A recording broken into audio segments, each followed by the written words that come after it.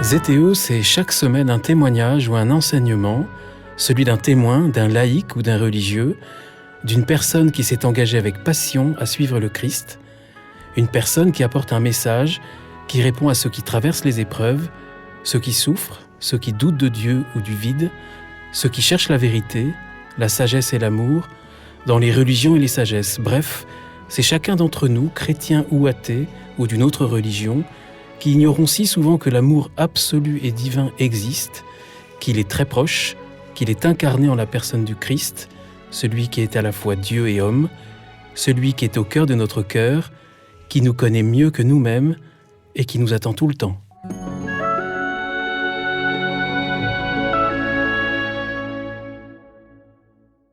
Bonjour chers auditeurs de Zétéo, bienvenue pour un nouvel épisode. Je suis Guillaume Devoux.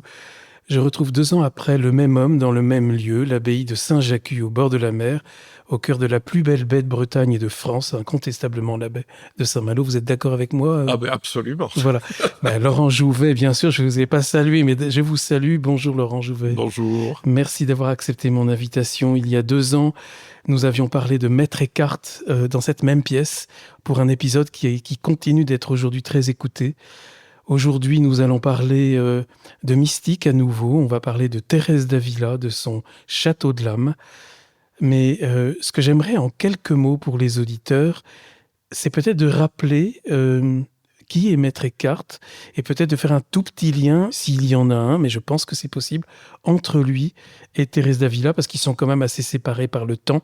L'un, c'est le 13e, 14e, l'autre, c'est le 16e siècle. En 2-3 mots, Laurent, si vous le voulez bien. En 2-3 mots, Maître Eckhart, c'était un religieux dominicain allemand qui a une importance majeure dans la mystique chrétienne, puisqu'il il défend finalement une mystique qu'on appelle unitive, c'est-à-dire celle qui nous fait faire l'union avec Dieu, ce qui est le but de tous les mystiques. Il y a plusieurs chemins, mais lui, c'est un chemin très direct, de rentrer dans son propre silence pour trouver en soi le silence de Dieu. Et c'est une personne, Maître Eckhart, qui a eu une influence gigantesque jusqu'à aujourd'hui et qui prend sa source dans des sources très anciennes, déjà bibliques, mais aussi par le pseudo-Denis, l'Aréopagite, etc., vers le 5e siècle, qui est donc, c'est toute une tradition qui continue encore aujourd'hui. C'est la tradition de ce qu'on appelle la mystique rhénane, mais c'est beaucoup plus vaste que ça. C'est une manière d'entrer en communion avec Dieu dans le silence et dans l'absence quelque part. Et le rapport avec Thérèse est assez simple parce que Thérèse d'Avila, en fait, qui était, elle, une carmélite du XVIe siècle, en fait, elle a beaucoup lu Jean Tauler, qui était un des élèves de Maître Eckhart et qui a fait aussi des sermons. Et ces sermons, dans lesquels il y avait des sermons de Maître Eckhart qui étaient cachés, en fait, parce que comme il n'était pas bien vu quand il est mort, il y a des sermons à lui qui ont paru sous d'autres noms, et en particulier sous celui de Johannes Tauler, qui était son disciple à Strasbourg. Et en fait, elle a connu Maître Eckhart par l'intermédiaire de ses écrits qui ont été traduits. Mais elle a connu aussi Mathilde de Magdebourg, qui est un autre auteur que j'ai traduit, qui vivait un peu avant. Voilà. Et donc, c'est pour ça que dans Thérèse, on trouve des phrases qui sont des décalques absolus de ce que Maître Eckhart va décrire, alors que c'est étonnant, puisque on la classe plutôt dans ce qu'on appelle la mystique affective, alors que Eckhart, c'est plutôt la mystique unitive, éventuellement on pourra prendre le temps de distinguer les deux, ou plutôt de comprendre de quoi il s'agit. Mais en fait, quand on écoute vraiment ce qu'elle dit, surtout dans les 7e demeures, on voit que c'est une spiritualité très très proche de Maître Eckhart et du dépouillement intérieur. J'ai le sentiment même que Maître Eckhart, on en parle de plus en plus aujourd'hui. Il est régulièrement cité par les invités de ce podcast. Vous dites qu'il a eu une influence. Il y a eu quand même des temps au cours desquels on l'écoutait moins. On cherchait un peu à le mettre de côté. Oui, oui. On dit toujours, il y a une blague, on dit Eckhart, on l'écarte, et Tolère, on le tolère. Mais bon, c'est juste une blague. Je la connaissais pas, celle-là. Oui, mais elle est très mignonne. Mais ce qui est important de comprendre, c'est que c'était très novateur. Et comme tous les gens novateurs, il a été regardé de manière assez critique, ou plutôt assez douteuse par la hiérarchie, ce qui a été le cas de tous ces gens, hein, que ce bien soit sûr. Mathilde ou Thérèse. Ou Jean de la Croix. Ou Jean de la Croix. Enfin, tout le monde a eu des problèmes avec l'institution. Ça va, c'est parce qu'il faut bien faire un petit peu attention. Le combat de l'Église, ça a toujours été un combat contre ce qu'elle a appelé, elle, des hérésies, mais qui étaient des hétérodoxies, en fait, et de voir celles qui étaient compatibles avec le message et celles qui n'étaient pas. Mais donc, Eckhart a eu des problèmes, certes, avec l'Inquisition, mais c'était beaucoup plus des problèmes politiques, avec l'archevêque de Cologne, qui avait un petit peu dévisé sur les monastères de dominicains. Enfin, il y a toute une histoire. Il a été aussi très méchant, en fait, envers les béguines. Il a essayé de les supprimer. Pas Eckhart. Pas Eckhart, non, mais l'archevêque de Cologne. Donc, cet archevêque de Cologne est central parce que, finalement, il s'est attaqué à Eckhart, il s'est attaqué à Mathilde de Magdebourg. Voilà, c'était une histoire beaucoup plus de pouvoir que de religion de toute façon. Il n'a pas eu le rayonnement qu'a eu à peu près à la même époque Thomas d'Aquin. Ah non, mais de toute façon, Thomas d'Aquin, c'est la génération avant. Juste avant. Oui, et il n'a pas eu ce rayonnement-là, mais il y a une chose importante à comprendre, c'est que Thomas d'Aquin, c'était un intellectuel, mais on n'imagine même pas, c'était une tête extraordinaire. Il était capable de dicter 4 livres en même temps à 4 personnes différentes, voilà. Et tout ce il a vraiment mené à son terme ce qu'on appelle la théologie scolastique, donc une analyse liée à la raison, c'est-à-dire on va tout vous démontrer par A plus B. Et il en a fait ce qu'on appelle la Somme, qui aujourd'hui encore est considérée comme un monument. Et il y a une légende, je ne sais pas si c'est vrai ou pas, mais en fait... Je crois que c'est laquelle. Oui, c'est ça. Il aurait dit sur son lit de mort, il faudrait brûler tout ça, parce que c'est pas de ça dont il s'agit. Et c'est vrai, c'est pas de réflexion dont il s'agit, mais c'est de rapport direct avec Dieu. Et ça, Thomas d'Aquin l'a très bien décrit, puisqu'il fait la différence entre la cognitio Dei intellectualiste, donc la connaissance intellectuelle de Dieu, c'est la théologie, et la cognitio Dei expérimentaliste, donc ça veut dire la connaissance de Dieu expérimentale, c'est-à-dire la mystique. Et lui, il fait bien la différence. Et donc, quand on parle de spiritualité, il faut toujours faire la distinction. Est-ce qu'on est dans la théologie ou dans la mystique? Ça ne s'oppose pas, mais on ne dit pas la même chose, c'est pas le même endroit, quoi. En vous écoutant, je pense avec un peu d'effroi à mes études de philosophie. J'étais dans un institut thomiste et c'était pas tout à fait ce qu'on nous disait. Mais en même temps, il y a des beautés magnifiques chez le bœuf muet, comme on l'appelait chez Thomas d'Aquin. Mais enfin, on n'est pas là pour aujourd'hui. Pour Thomas d'Aquin, je pense pas l'éditer un jour ou l'autre. Et donc, justement, vous venez, Laurent, d'éditer 2 livres. On va en parler de ces 2 livres.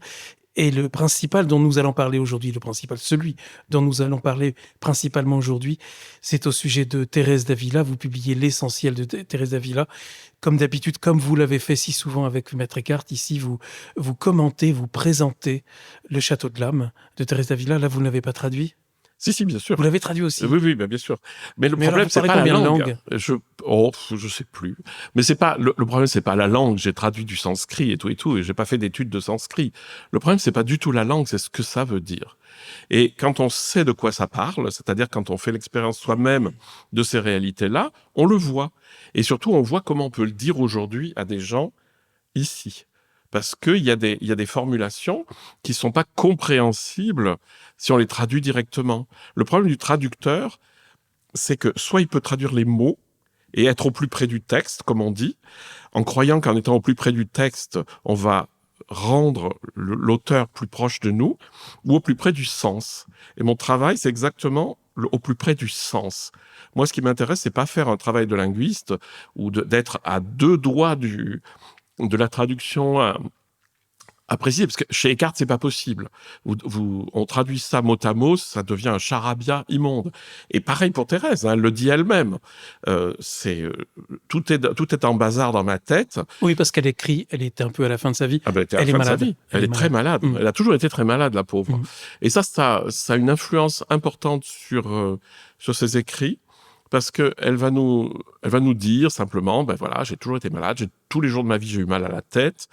Elle avait ce qu'on appellerait aujourd'hui sans doute des acouphènes, c'est-à-dire qu'elle parle de bruits qu'elle a dans sa tête, qui la troublent beaucoup, qui lui font beaucoup de mal, etc. Et puis elle avait aussi, ça a été découvert il y a très longtemps, En fait, quand elle décrit ce qu'après on a appelé des extases, on se rend compte que c'est des crises d'épilepsie. Et c'est pas un problème que ce soit des crises d'épilepsie. Ce qui est un problème, c'est l'interprétation qu'on va en faire. Et elle a été brillantissime là-dessus. C'est-à-dire qu'elle n'a pas pris ces crises d'épilepsie pour des dons de Dieu, mais pour elle, c'était son chemin à elle, parce que voilà, elle tombait en crise ou dans les pommes d'ailleurs, assez fréquemment, mais elle a utilisé ce médium, c'est-à-dire ce moment de conscience altérée, parce que ça lui permet de trouver le silence en elle. Et elle dit, les rares moments où je n'ai pas souffert, donc c'était des moments où elle était déconnectée finalement de son corps, et là, elle pouvait justement se consacrer au silence divin et en profiter. C'est remarquable. Enfin, toutes les crises d'épilepsie, à mon avis, ne permettent pas ça. Non, c'est des crises d'épilepsie très particulières qui ont été déjà très répertoriées. C'est le lobe frontal droit ou je sais plus quoi, mais c'est pas la question. Elle avait un type de crise d'épilepsie très particulière, mais qui lui permettait de garder sa conscience et d'en faire un outil d'union à Dieu. C'est remarquable. C'est un immense personnage, Thérèse d'Avila, vous êtes d'accord avec moi? Et donc, ça vaut la peine de lui consacrer déjà cette émission autour de son livre maître. Alors là, juste un tout petit problème, on va pas s'embarquer dans la sémantique, mais on dit quoi? Le château intérieur ou le château de l'âme? Moi, je partais pour le château de l'âme, et vous? Alors, c'est les demeures de l'âme ou le château intérieur. Mais parce qu'il y a eu plusieurs titres. Mais c'est le même livre, et c'est le dernier livre qu'elle a écrit sous la pression de son confesseur, qui était un type remarquable, Jean Gratien, qui l'a toujours suivi, et qui lui a dit: je t'ordonne d'écrire un livre sur l'oraison. Et elle a, dans sa préface, elle a des paroles extraordinaires, j'aime bien. C'est j'écris par obéissance, car on m'a demandé d'écrire sur l'oraison. Il ne me semble pas néanmoins que Dieu m'en ait donné l'inspiration, ni le désir de le faire. Donc, grâce à Dieu, ce Jean Gratien l'a obligée à écrire. Alors, elle était dans un état intérieur très problématique.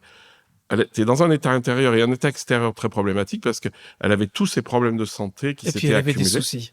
Et elle avait de très légers soucis parce qu'après l'avoir poussée à faire des fondations qui revenaient à l'esprit initial des moines du Carmel, c'est-à-dire un esprit de pauvreté, de silence, de charité fraternelle, etc.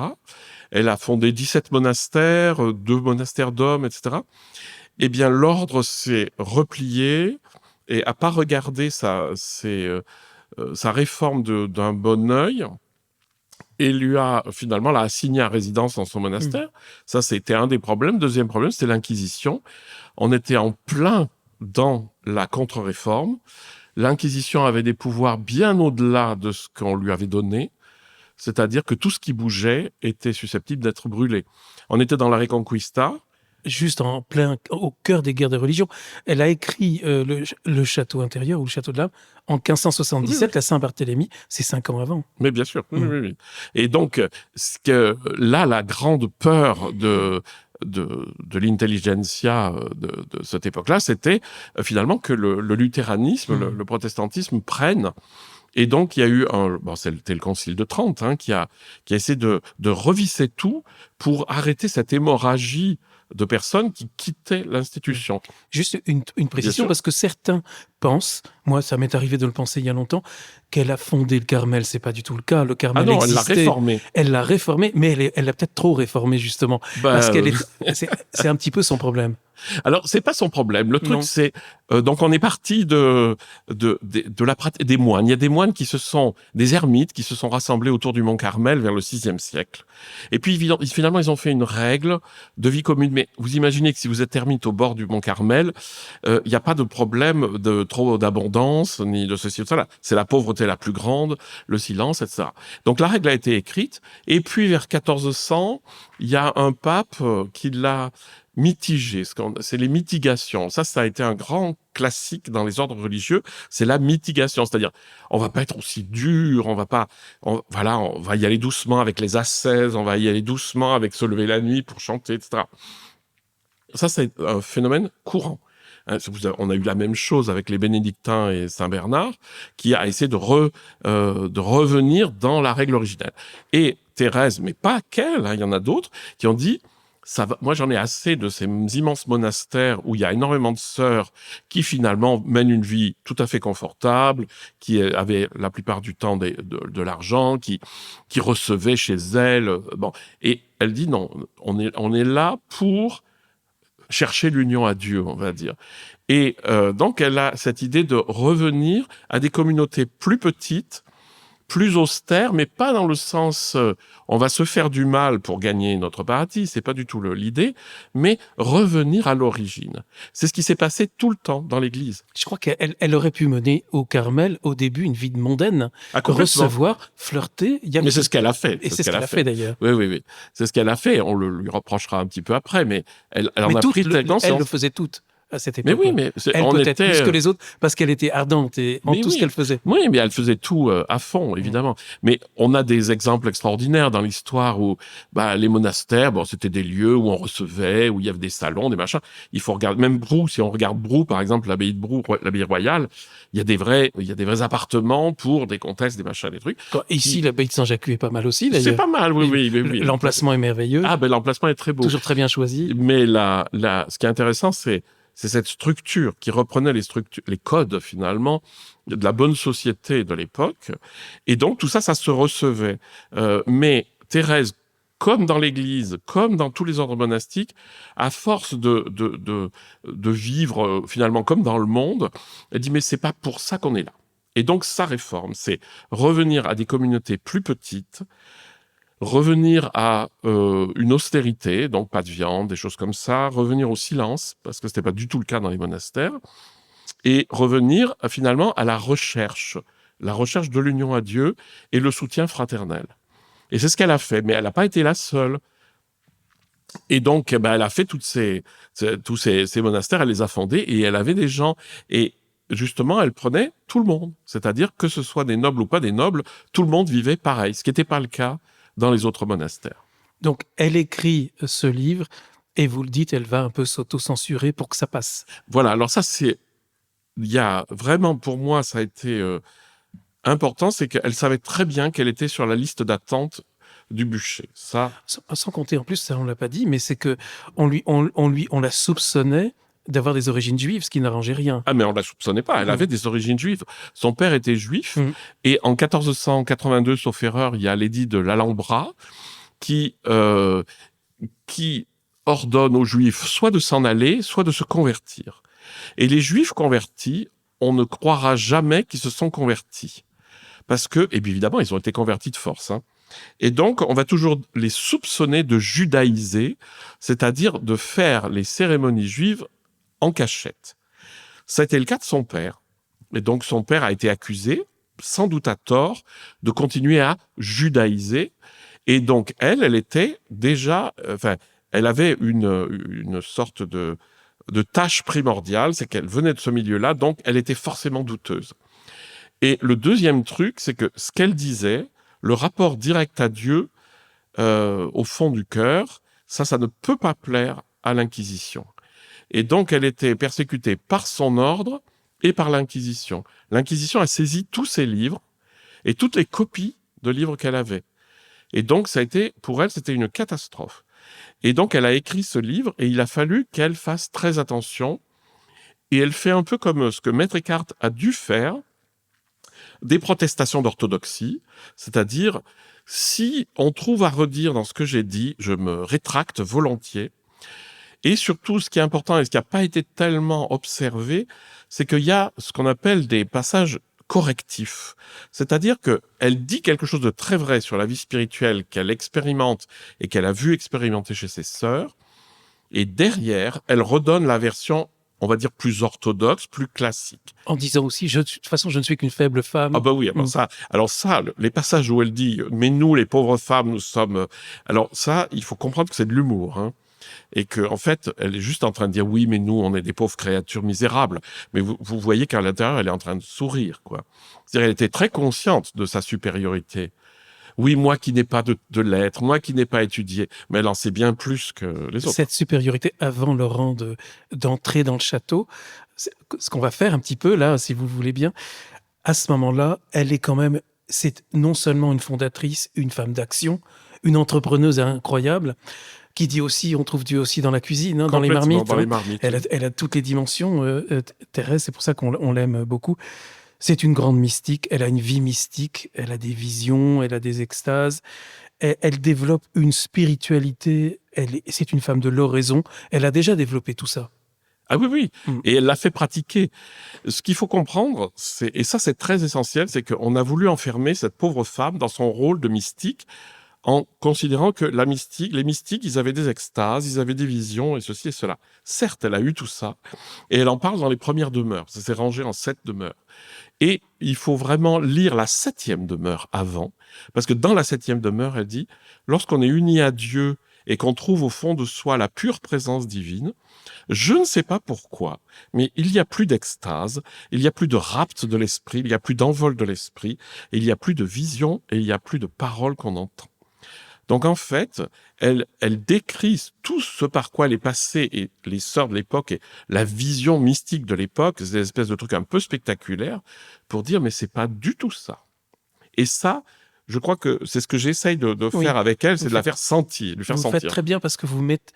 Il y a une sorte de mise en garde, Laurent, dans votre livre, avec les écueils dans lesquels il ne faut pas tomber. Ça, c'est peut-être le premier. Oui. Le deuxième qui est très intéressant, c'est de remettre dans le contexte de l'époque et de l'imitation du Christ et de l'époque, quelle était et en quoi elle change avec elle. Parce que c'est radicalement différent. Ah ben oui. En fait, il ne faut pas oublier qu'on était donc dans la contre-réforme avec une reprise en main. Un des organismes de la reprise en main, c'est Ignace de Loyola, les exercices spirituels, les jésuites. Ça va peut-être pas faire plaisir à tous ceux qui aiment Ignace de Loyola. Mais on peut tout à fait aimer Ignace de Loyola, mais la question c'est à quoi servent les exercices spirituels?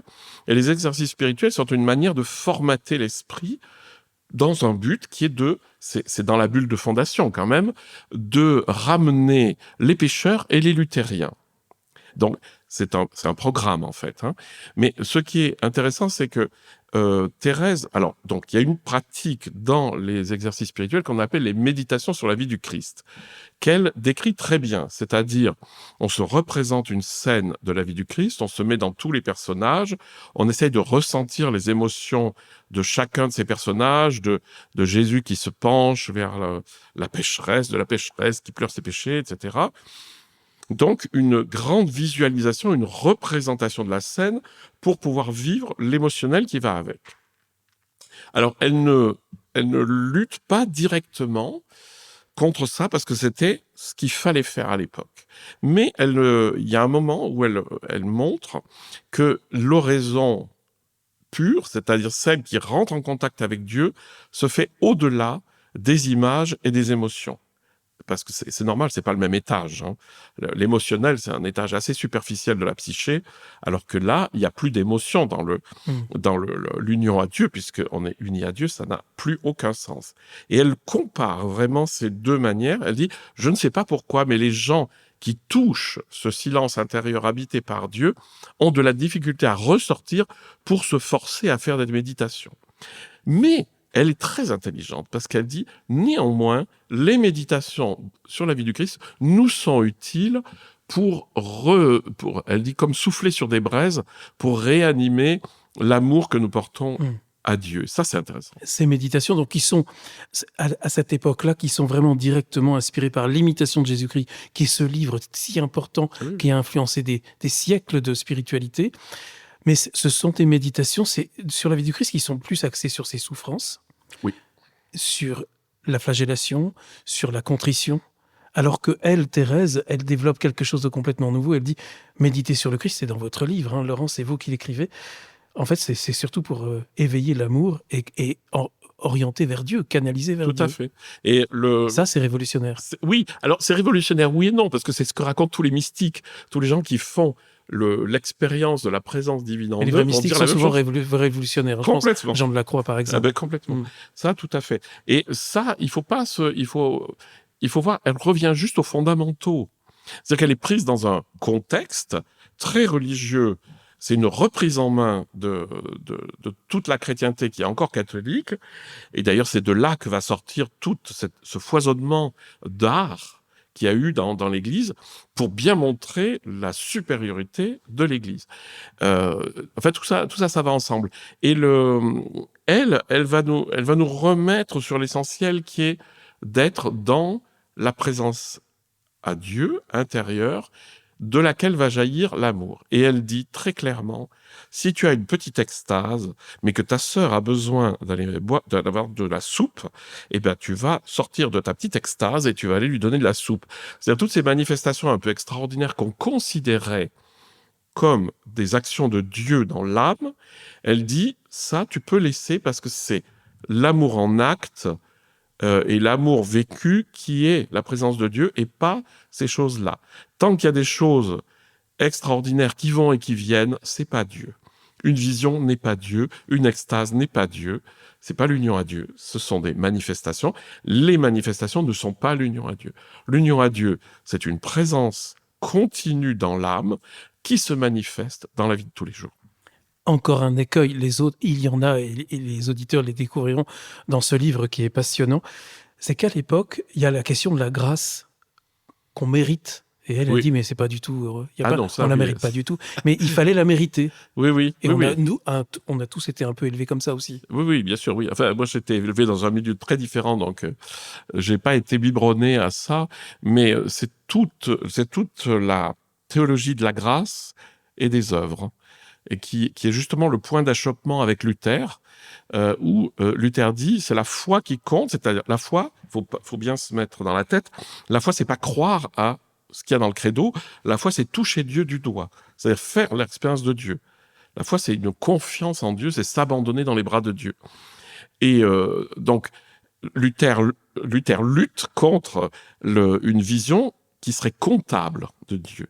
C'est-à-dire, il faut se débarrasser de ses péchés, de préférence tous. Alors, dans les exercices de Ignace de Loyola, on fait même des traits, et puis on regarde combien de fois dans la journée on a réussi à surmonter ses défauts. Alors ça, c'est très comptable. Ça, c'est très humain. Et après, on rajoute les mérites. Alors ça, c'est un truc c'est très, très marqué aussi du temps. Il faut mériter, c'est-à-dire il faut faire des bonnes actions. Et puis, c'est un peu si on avait un compte en banque. Quand on fait un péché, on perd. Et quand on fait une bonne action, on gagne. Et alors ça, c'est une manière très humaine de visualiser les choses. Et c'est surtout pas la manière divine. Parce que, par exemple, Mathilde de Magdebourg va dire, mais un seul tout petit remords, même si vous aviez tous les péchés du monde sur la conscience, suffirait à vous unir à Dieu. Juste une parenthèse, parce que vous l'aviez déjà cité, et c'est l'objet d'un deuxième livre que vous publierez en ce moment. Oui, il vient de sortir. Le baiser divin, le livre de Mathilde de Magdebourg, qui est-elle ? Alors, c'était une béguine qui vivait au XIIIe siècle, pas très loin de chez Maître Eckhart. Ils se sont peut-être croisés, et c'est le livre de sa vie. En fait, c'est pas une biographie. Enfin, il y a des biographies dedans, mais c'est un recueil de textes qu'elle a écrit ou qu'elle a dicté tout au long de sa vie. Donc, depuis les débuts, donc elle était béguine. Alors, les béguines, c'est vraiment un mouvement très intéressant. Et puis, finalement, elle s'est retirée dans le monastère d'Elfta. Aujourd'hui, c'est dans l'ancienne Allemagne de l'Est, où elle était avec des femmes absolument remarquables, des grandes mystiques aussi, et où elle a pu finir d'écrire son livre. Et donc, elle a écrit des choses tout à fait sublimes, mais des tas de textes différents. C'est-à-dire, il y a des poèmes, il y a des chansons, il y a des visions, il y a des réflexions théologiques, etc. On lui consacrera peut-être une émission un jour, mais en attendant, pour dire qui elle est et pourquoi vous l'avez choisie, il doit bien y avoir une raison. Alors, Laurent. oui, il y a une raison, c'est qu'elle est remarquable. Et c'est aussi une mystique, ce qu'on appelle la mystique affective. Peut-être qu'il faudra prendre un petit temps pour expliquer ça aux auditeurs. Et en fait, de nouveau, elle débarque dans le rien de rien de Maître Eckhart. C'est-à-dire que c'est lorsque je ne suis rien que je suis tout, parce que je suis habité par Dieu. C'est-à-dire lorsque j'arrête d'être ceci ou cela, lorsque j'arrête de m'identifier à mes rôles, à ce que je suis, pour rentrer dans la grande présence divine, je suis au-delà de moi-même, je ne suis plus ceci ou cela. Et Eckhart va nous dire, lorsque je ne suis plus ni ceci, non, Dieu n'est ni ceci ni cela, lorsque je ne suis ni ceci ni cela, je suis en Dieu. C'est ce qu'on s'était dit lors de notre rencontre. Le baiser divin, ça doit être un livre brûlant. C'est sublime. C'est absolument sublime. Enfin, c'est une nourriture le lien aussi Extraordinaire. avec le descriptif de cet épisode pour se procurer ce livre.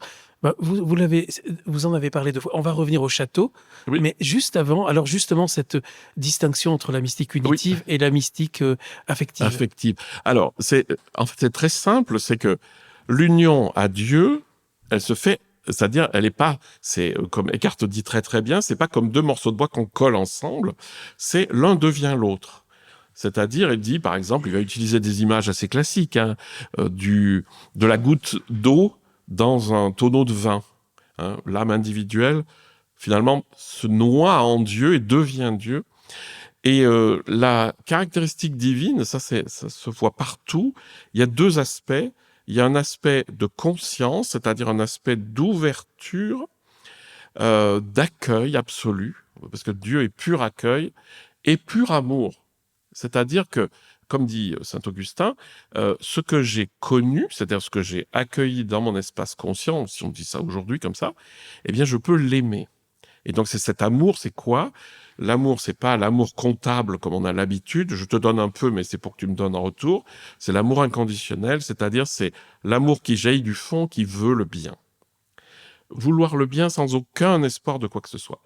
Donc la nature divine en nous, c'est comme une grande respiration.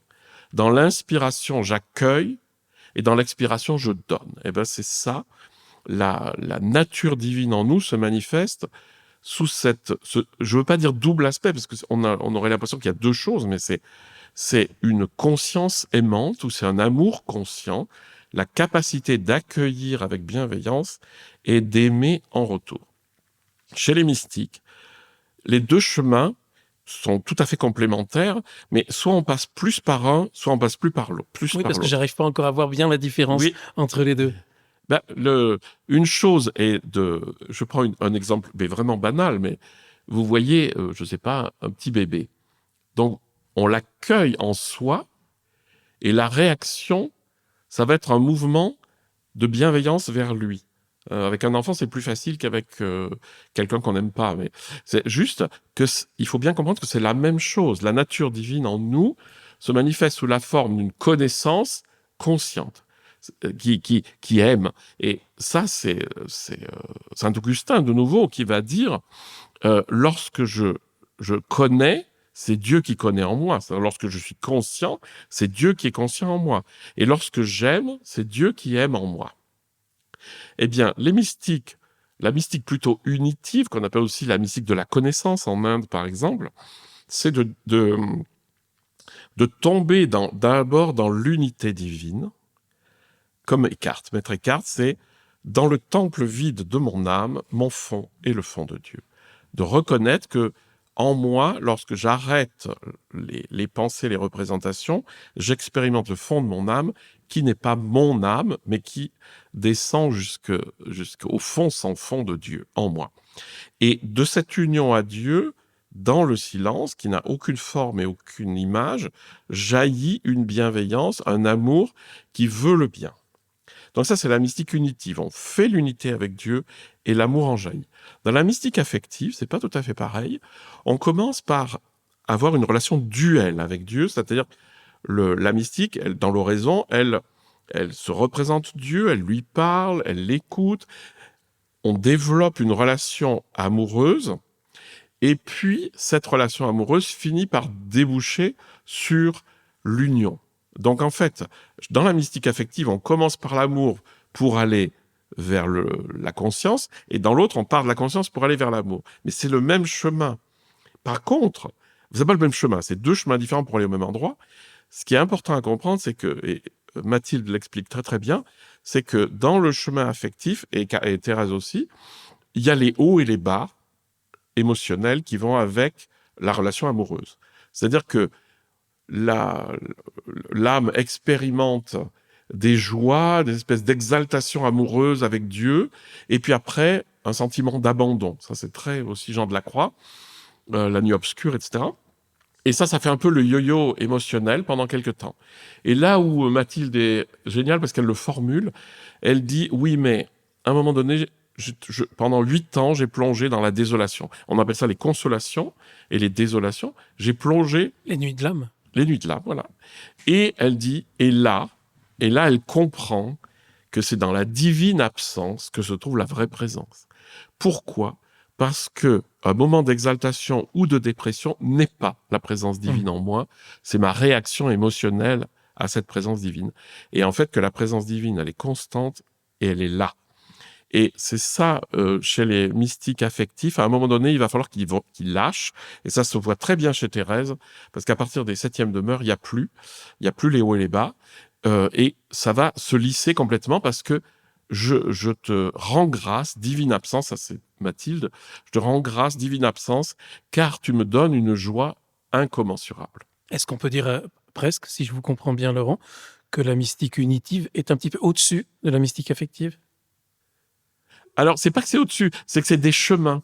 C'est des chemins. Non, mais on a l'impression qu'elle est un peu plus parfaite, pardon pour le mot. Oui, alors ça c'est très délicat parce que ça dépend beaucoup des personnes. Et alors, il y a un grand classique, mais que je ne suis pas du tout, qui dit oui, bon, mais les femmes sont plutôt dans la mystique affective et les mecs plutôt dans la mystique unitive. C'est pas vrai, hein. Parce que Eckhart, par exemple, est typiquement dans la mystique unitive. C'est pas qu'il y a un plus ou un moins, mais la différence, elle est la suivante. Lorsqu'on passe par l'unité, l'amour qui jaillit, c'est l'amour lui-même. C'est-à-dire, c'est pas aimer ceci ou cela. Et dans la mystique affective, le problème, c'est qu'il y a encore un objet, qui est un objet de représentation. Je me représente en moi-même quelque chose de la divinité, même si toutes les images doivent être dépassées. Et donc, c'est cette séparation, cette dualité qui pose un problème, parce que là, il va y avoir des hauts et des bas. La différence, elle est là. C'est que dans la mystique unitive, on va arriver vers un amour totalement universel, qui va tout aimer. Et dans la mystique affective, on va commencer par faire des hauts et des bas avant d'abandonner ça pour tomber dans l'unité. C'est-à-dire qu'il n'y a pas de supériorité, et dans chaque personne, il y a les deux moments. On rentre dans le château ? On rentre dans le château, c'est parti. Alors, le château, c'est parti en 7 demeures, plutôt 3 parties. Ça m'a beaucoup touché. Bon, ça, je ne m'en étais pas rendu compte. Âme, esprit, monde. Oui. Alors ça, c'est pourquoi. C'est que, bon, Thérèse, on lui dit, il faut que tu écrives sur l'oraison. Évidemment qu'elle a une expérience extraordinaire. Elle a des tas de choses qu'elle sait et elle essaye de les structurer pour les mettre dans un schéma, pour les faire rentrer. Comme nous, on ferait, quand on fait un livre, on commence par écrire plus ou moins une table des matières pour voir, je vais d'abord parler de ça, puis de ça, puis de ça, c'est plus logique. Et donc, elle va prendre la métaphore du château.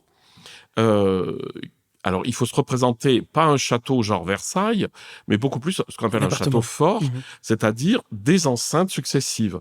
Ce qu'on appelle la haute cour, la basse cour, etc. Donc, des enceintes. Les pièces d'un château. Les pièces d'un château. Mais là où c'est drôle, c'est que, en fait, si elle avait vraiment pris la métaphore du château médiéval, elle avait l'enceinte, puis de l'enceinte basse, l'enceinte haute et le donjon. Elle avait donc la vraie structure qu'elle a dans son livre. Mais je pense que dans un souci de structuration, elle a parlé des 7 demeures, mais au début, elle explique bien que voilà, l'âme est comme un château plein de salles, et puis on se déplace dans ces salles, mais l'essentiel, c'est d'arriver au centre, là, dans la chambre nuptiale, puisqu'elle le parle sous la forme de l'union nuptiale, enfin, comme dans le Cantique des Cantiques. Et donc, elle va parler des 7 demeures, parce que 7, ça fait quand même bien dans le paysage, à part que beaucoup croient que c'est cette étape dans la vie spirituelle, ou 7 niveaux, ou des choses qu'il faut faire les unes après les autres. Et c'est pas le cas. Ah, c'est absolument pas le cas. Et l'autre jour, je vois le titre de livre qui s'occupe que des 3 premières demeures, mais c'est un contresens absolu, parce qu'en fait, comme je l'explique dans la préface, il faut commencer par lire les 7e demeures, parce que c'est là où elle arrive. Ça m'a fait sourire, parce que moi, j'avais fait le contraire. Comme tout le monde. Mais c'est comme les gens qui commencent à lire la Bible et qui commencent par la Genèse. Or, la Genèse, c'est vraiment ce qu'il y a de plus dur à lire. Il vaut mieux commencer par les évangiles, par exemple. Mais bon, ça, on a l'habitude de lire comme ça. Mais en fait, elle part de son expérience de tous les jours, qui était quand même une expérience où elle était malade, où elle avait des visions, où elle avait des choses qu'elle entendait, etc. Et puis, par un espèce de dépouillement successif, elle comprend que tout ça, c'est pas le fond du fond, et elle arrive aux 7e demeures. Et quand on lit les 7e demeures, on comprend que ça n'a rien à voir avec les visions, ça n'a rien à voir avec les extases. Tout ça, ça disparaît. Et donc, si on commence à lire en se disant, bon, je vais lire les premières demeures, je vais déjà vivre ça, et après je passerai au deuxième, on se plante, mais grave, si j'ose parler dans un langage Il y a courant. 2 clés importantes, Laurent, que vous révélez pour bien comprendre ce livre. Vous parlez de l'humilité et de l'amour. Oui, ça c'est... Donc en fait, la vraie structure, c'est une structure tripartite. Et ce qui est drôle, c'est que ça correspondrait. Âme, esprit, monde. Voilà. Alors, je l'explique très facilement. Elle parle du monde de la pénombre, c'est-à-dire, non pas de la pénombre, mais de l'obscurité. Donc, c'est les gens qui se promènent finalement à l'extérieur du château ou sur les remparts et qui ne cherchent pas à rentrer à l'intérieur pour trouver Dieu finalement en eux ou en elles. Et donc, ils vont courir dans le monde. C'est-à-dire, ils vont s'occuper, ils vont essayer de gagner des sous, ils vont essayer d'avoir du pouvoir, etc. Ils vont rester à l'extérieur du château. Ils sont dans l'obscurité. Deuxième enceinte, c'est l'enceinte un peu plus privilégiée où il y avait déjà une espèce de tri. C'est des gens plus proches du pouvoir, pour l'image, pour la métaphore. Et donc ça, c'est le monde de l'esprit. Et ce monde de l'esprit, c'est quoi? C'est là justement où il y a les méditations sur la vie du Christ, où il y a aussi l'émotionnel, le haut, le bas, ce dont on parlait tout à l'heure, consolation, désolation. Et donc elle appelle ça le monde de la pénombre. Et c'est le monde de l'esprit. Encore, le monde de l'esprit aussi. C'est le monde de l'esprit, oui. Et le monde en tant que tel aussi. C'est le monde. Alors, le monde, c'est la vie de tous les jours. On va dire la vie matérielle, D'accord. en fait. Et les intérêts purement égoïstes et matériels. Et puis après, on rentre dans l'intériorité. Mais dans l'intériorité, aujourd'hui, on utiliserait le mot de mental. C'est-à-dire le lieu où je pense, où je me représente, où j'ai de l'émotion, etc. Donc, cet espace intérieur. Et ça, pour elle, c'est que le monde de la pénombre. Pourquoi? Parce que ça va et ça vient. Et donc, on n'est pas dans le fond. Et il y a le monde. Alors, c'est là. Il n'y a pas de mot pour ça, mais c'est le centre. Aujourd'hui, on dirait le donjon où il y a la présence divine. Et là, il n'y a plus rien que l'amour et la présence. C'est le monde de l'âme. Oui. Alors après, c'est le problème des mots. Oui. Parce que les mots âme, esprit, il faut se méfier parce que ça, c'est pas parce que Paul savait pas compter que il faut dire il y a l'âme et l'esprit, etc. Maître Eckhart fait pas de différence. Il parle de l'intériorité, de l'âme, de l'esprit, de l'homme, du cœur, de manière tout à fait synonymique. C'est-à-dire, il parle de ce monde intérieur dans lequel je suis présent à moi-même et où je peux me représenter, où je peux me souvenir, où je peux penser. Donc, c'est le monde de l'intériorité. Et par contre, la présence, c'est vraiment la présence avec un grand P. Elle a évidemment lieu en moi, mais c'est pas un objet mental. Et ça, c'est le monde de la lumière. Et donc, on a donc ce château où on est dans l'obscurité. Il y a un monde d'aller-retour où on pense, où on fait, où on dit, etc. Et puis le monde de la présence, qui est un monde totalement silencieux, qui est pure présence à moi-même et à Dieu.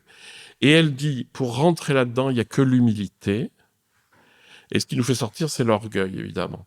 C'est-à-dire, l'orgueil, c'est ce qui nous attire dans des buts égoïstes à l'extérieur de nous-mêmes pour avoir des petites satisfactions matérielles, gagner de l'argent, avoir des possessions, posséder ceci ou cela. Et l'humilité, vous dites, c'est la juste connaissance de soi et de Dieu. C'est-à-dire, comme elle dit très bien au début, c'est considérer qui je suis et qui est Dieu. L'humilité, c'est un vrai problème. Parce que, historiquement, dans toute la tradition spirituelle, l'humilité, c'était se mettre plus bas que terre.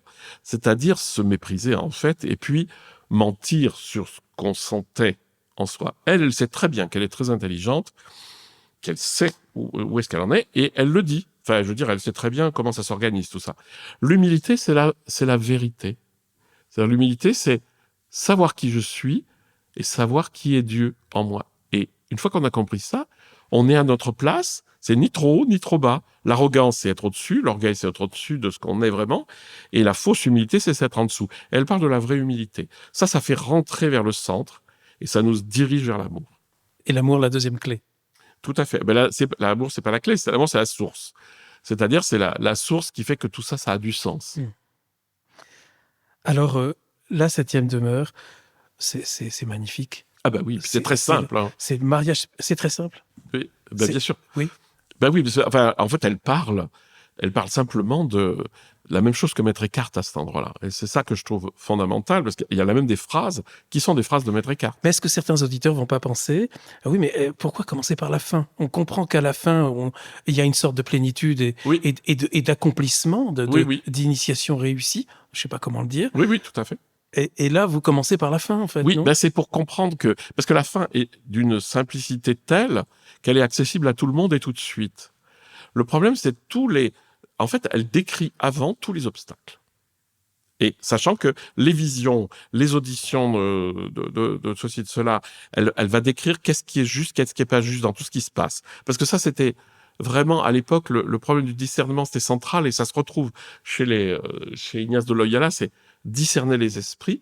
Elle donne la clé qui est très simple. Si tu es en paix et si ça t'éclaire, c'est que c'est une inspiration divine. Ça, il n'y a pas de souci. Mais en fait, elle nous mène vers quelque chose. Mais c'est comme dans la vie de tout le monde. Je veux dire, on est passé par des trucs par des expériences, des machins, des trucs pour se rendre compte que c'était très simple, en fait. Et qu'en fait, ça, on l'avait déjà dès le début. Pour moi, ça, c'est frappant. L'autre jour, j'ai dit ça à quelqu'un qui m'expliquait, oh là là, mon Dieu, oui, mais enfin, ça fait 40 ans que je suis sur ce chemin, etc. Je lui dis, oui, mais ce que tu vois maintenant en toi, ce qui se passe en toi, tu vois très bien que tu l'avais déjà quand tu avais 15 ans, quoi. C'était déjà là, c'était juste pas reconnu. Tout le travail de la spiritualité, c'est de reconnaître la présence en nous. Alors, on le vit comment dans cette 7e demeure? Très bien. Hein. Je peux citer 2-3 phrases qui sont très belles. Il y a dans l'âme une chambre où Dieu habite seul. Donc ça, c'est juste trouver en moi le lieu silencieux où finalement je perçois la présence.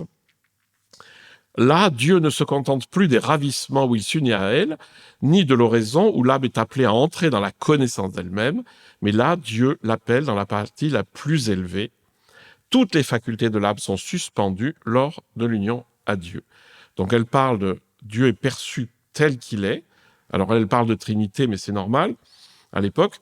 Mais surtout pour elle, la Trinité, c'est « si quelqu'un m'aime, il gardera ma parole, et mon Père l'aimera, nous viendrons à lui, et nous ferons notre demeure en lui. » C'est ça le fond du fond, c'est cette présence trinitaire. Alors, la Trinité, c'est pas une option théologique, la Trinité, c'est la présence de Dieu qui prend conscience d'elle-même et qui aime.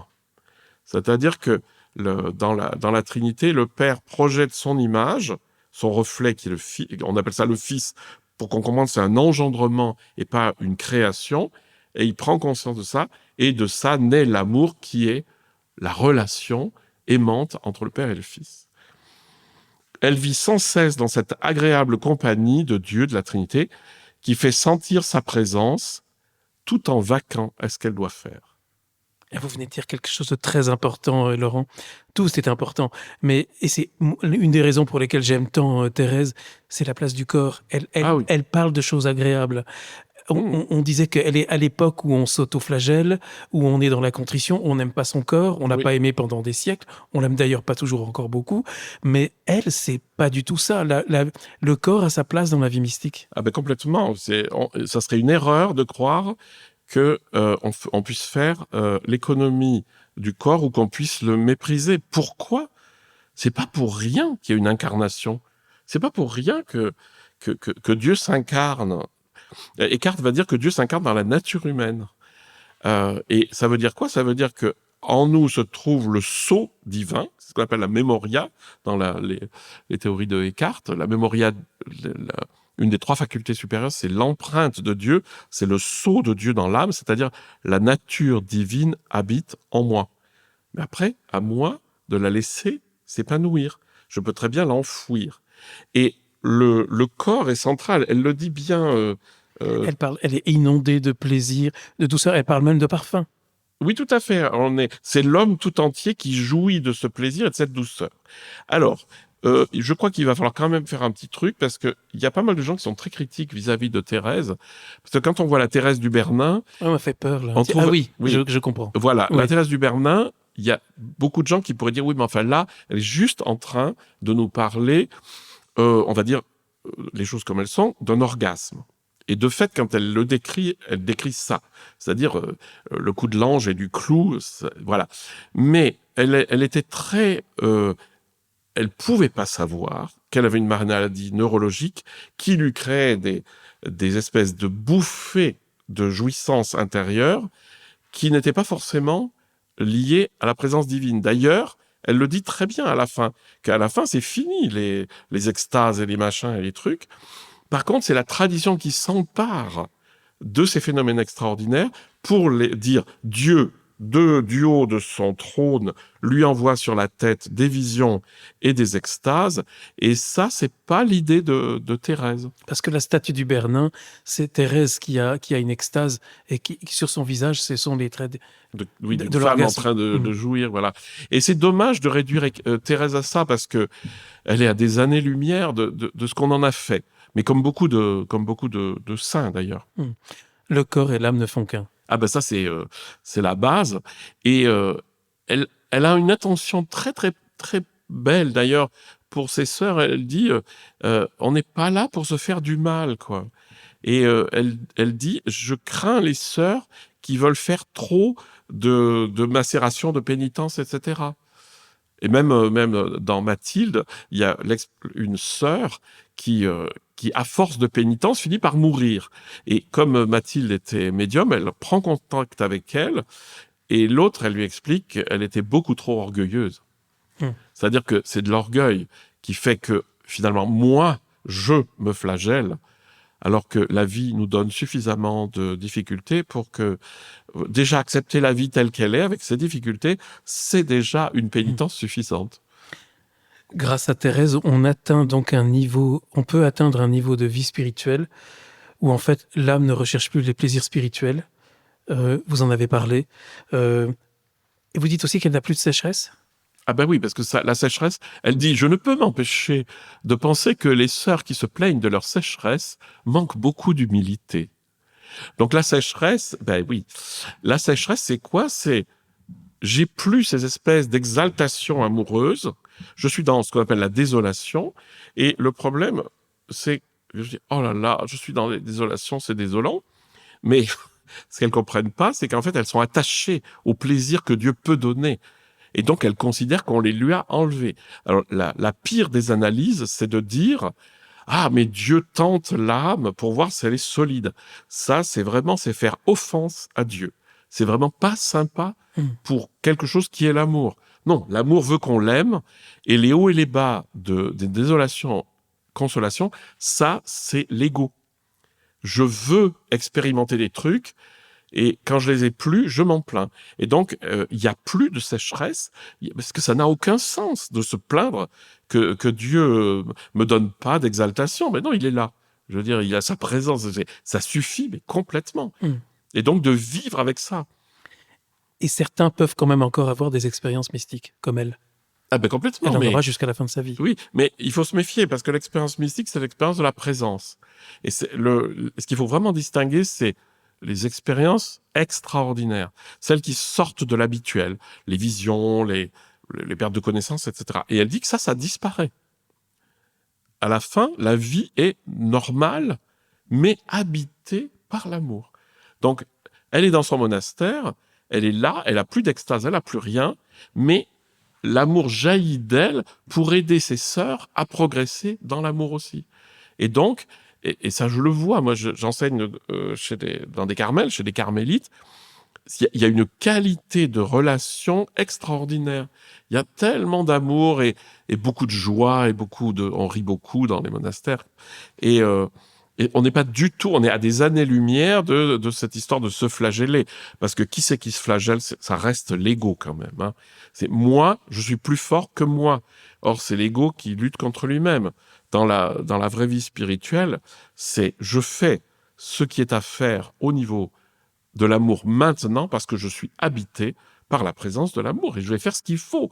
C'est-à-dire, je vais donner à boire à une plante, je vais sourire à la personne qui est à la caisse du supermarché qui ne doit pas avoir une vie rigolote, etc. C'est ça, l'amour divin, c'est ce qui jaillit de moi. C'est pas de vouloir, je vais faire du bien, je vais me mettre sur ma liste. Alors là, il faut aller nourrir les affamés, gna gna. C'est vrai, si on peut, on le fait. Mais il faut pas que ce soit dans un truc volontariste. En fait, Thérèse et en vous lisant avec vous aussi, Laurent, c'est pas perché. En même temps, c'est pratique. Complètement. Il y a aussi des conseils pratiques. Alors, je sais pas si c'est de Thérèse d'Avila ou de Laurent Jouvet, mais moi, j'ai bien aimé ce texte sur la parole efficace. Oui, C'est-à-dire, non, c'est comment Thérèse. savoir... Oui, c'est peut-être vous deux. Comment savoir si la voix intérieure vient de Dieu? Alors, on fait comment pour Mais savoir c'est très simple, je veux dire. Dans quel état ça me laisse? C'est-à-dire, est-ce que je suis en paix et est-ce que c'est une parole transformante? Et ça, c'est intéressant parce que un de ses confesseurs, elle se plaint toujours de ses confesseurs qui beaucoup avaient peur de ce qui se passait, et donc il lui disait non, tout ça c'est le diable. Et donc ça l'a perturbée parce qu'elle savait pas. Et en fait, à un moment donné, elle entend une voix intérieure qui lui dit mais ne crains pas, je suis là. Donne-moi. Alors elle a une phrase extraordinaire. Comment ça? Enfin, c'est Dieu qui a une phrase extraordinaire qui dit je sais plus, c'est dommage, c'est une très très belle phrase, mais en tout cas, elle dit « Repose-toi sur moi, tu ne risques rien, tout va bien ». Et là, d'un seul coup, elle est libérée et elle a plus cette peur que lui avait infligée ce confesseur qui connaissait pas grand-chose, le pauvre. Et elle est dans la joie et d'un seul coup, tout est lumineux. Parce qu'en fait, elle a reconnu cette voix. Par contre, si elle entend une voix qui lui dit « Oui, non », enfin, qui la met dans le tumulte intérieur, dans le doute, etc. Toute voix du doute, elle dit, appartient au démon. Alors, le démon, c'est évidemment pas quelque chose d'extérieur, c'est quelque chose de l'ordre de mes tendances intérieures qui va me freiner vers la vie spirituelle. Et ça, c'est intéressant, c'est important. Et elle va dire, s'il y a du doute, si c'est pas clair, si ça me laisse dans une instabilité, c'est que c'est pas Dieu. Par contre, si cette phrase que j'entends à l'intérieur de moi m'illumine et résout des problèmes dans ma vie, c'est que c'est ça. Et donc c'est tout simple. Il suffit de regarder, est-ce que je me sens mieux?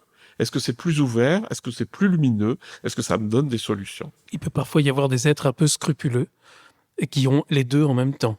C'est-à-dire à la fois... On a tous les deux en même temps. Oui, mais au même moment. C'est-à-dire qu'ils reçoivent une parole intérieure, en quelque sorte. Et à la fois, il y a la joie, mais tout de suite, ah oui, mais est-ce que c'est pas... Voilà, c'est ça. Le oui, mais, oui. c'est l'ego. C'est l'ego et il faut le débusquer. C'est-à-dire que la véritable parole, sans il faut jeter rester le dedans. bébé avec l'eau du bain. Non, voilà, exactement. Donc c'est Oui. périlleux. Oui, mais non, parce que voilà, c'est comme une voisine pénible qui vient tourner autour de vos pots de fleurs. On finit par la remarquer. Thérèse parle de la folle du logis. Alors Laurent, dans l'aspect pratique aussi de ce livre, moi j'aime beaucoup, vous dites que vous avez appris à son école, à l'école de Thérèse d'Avila, dans votre pratique spirituelle pour l'oraison, et vous donnez quelques conseils.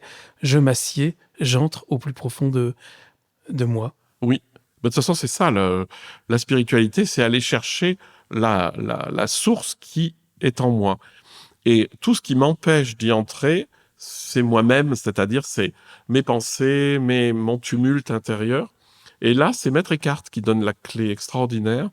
Il dit, en fait, il parle de l'ouverture. C'est une histoire d'ouverture, la spiritualité. Il faut arrêter de se focaliser, il faut ouvrir.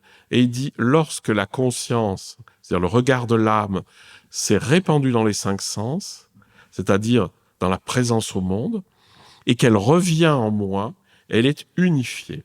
Et ça, c'est la pratique la plus spirituelle, c'est de passer par les sens, accueillir le monde tel qu'il m'est donné de vivre, c'est-à-dire le cadeau de la vie qu'il y a autour de moi, le fait que j'existe, qu'il pleuve ici aujourd'hui, qu'il y a la mer pas loin, et tout ça, de l'accueillir, parce qu'à partir du moment où je suis branché sur le monde qui est là, je peux entrer dans le silence intérieur.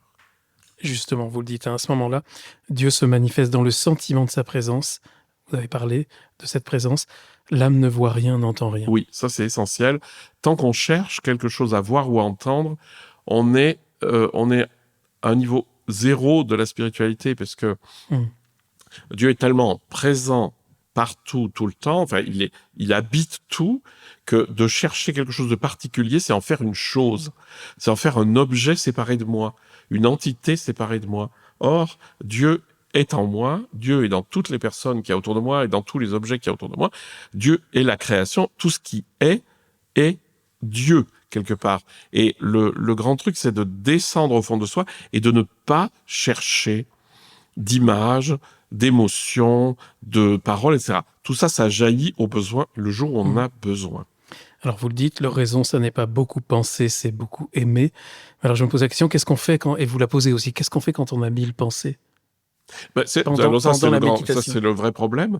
Alors, elle donne la solution qui est pas inintéressante des méditations sur la vie du Christ, tout en disant que c'est limité. C'est-à-dire, ça permet de focaliser, elle le dit très bien, ça permet de canaliser un peu le mental pour pas que ça parte dans tous les sens. Parce que si on se pose juste là et qu'on dit à quelqu'un, maintenant tu vas méditer, tu vas plus penser à rien, au bout de 3 minutes, c'est fini. Et en fait, la solution, elle est chez Eckhart.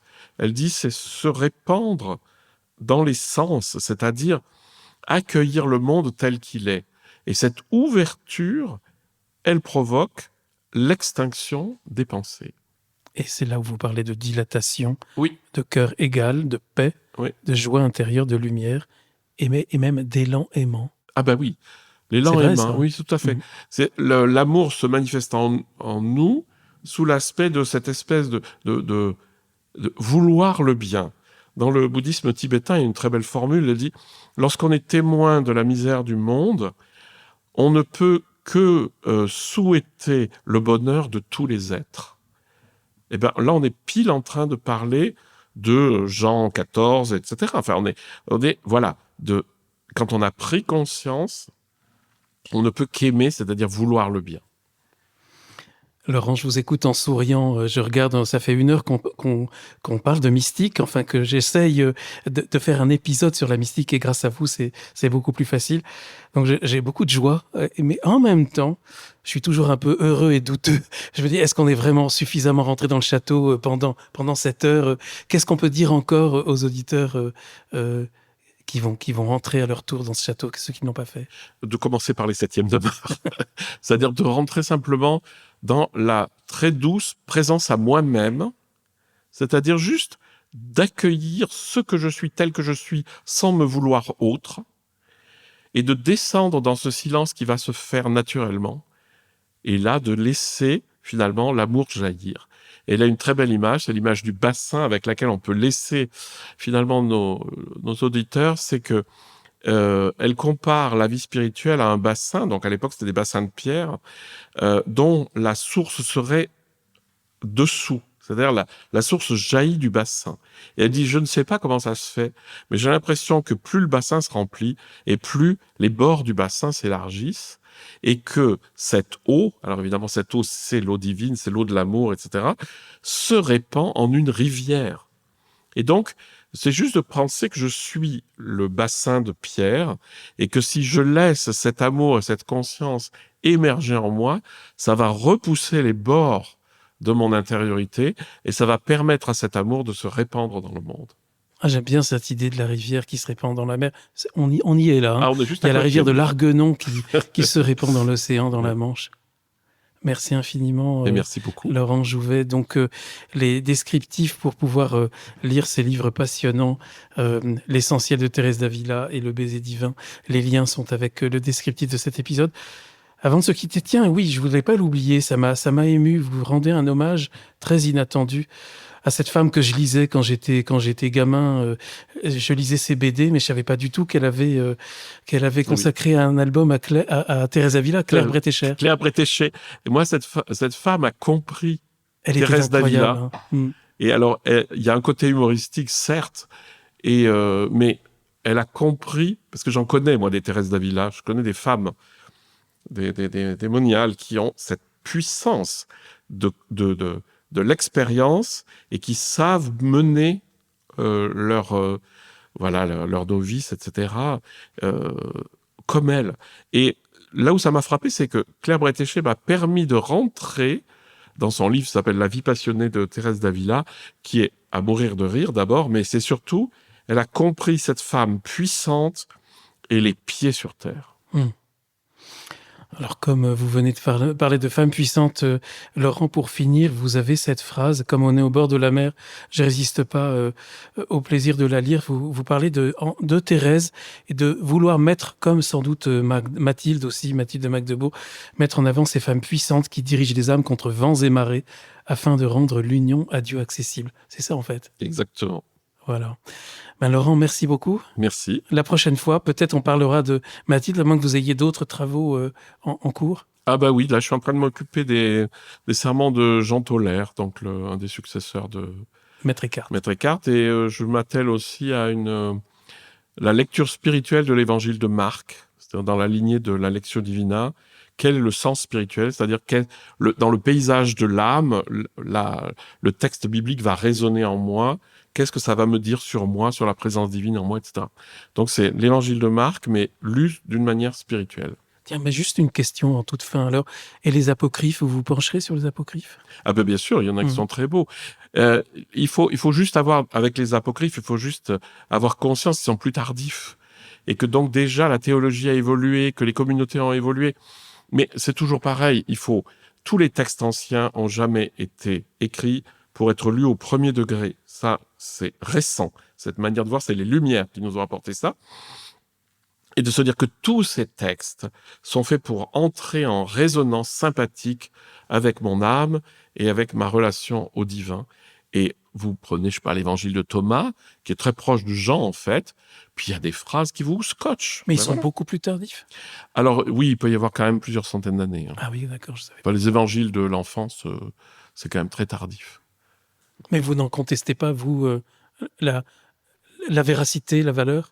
Mais de toute façon, c'est des textes, ce sont des programmes narratifs, donc ils sont liés à la personne qui a voulu les écrire et dans quel sens. Mais c'est la même chose avec les évangiles. Hein. Faut pas croire que l'évangile, c'est quelqu'un qui nous fait un rapport journalistique de ce qu'a vécu Monsieur Jésus avec ses disciples. C'est pas ça du tout. C'est un programme. Hein. Et les évangiles les évangélistes n'ont pas le même programme.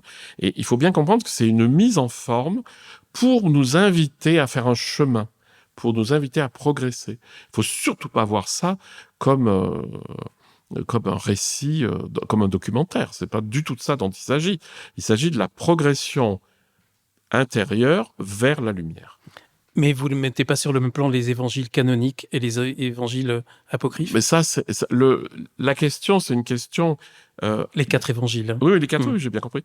La question, c'est que les premières communautés ont été obligées de se prononcer parce qu'il y avait une foison d'écrits et de se dire, on va en choisir un certain nombre, c'est devenu le canon.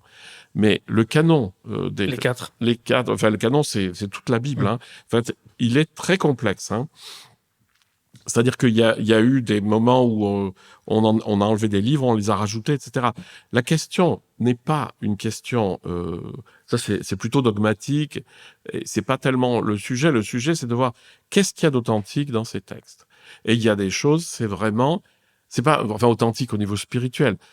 Certains peuvent nous toucher, et puis d'autres, c'est du verbiage ou c'est des jolies histoires miraculeuses, mais ça nous aide pas. Il faut voir dans les textes qu'est-ce qui résonne. C'est ça le grand truc. Hein. Mais autant les canoniques que les apocryphes alors.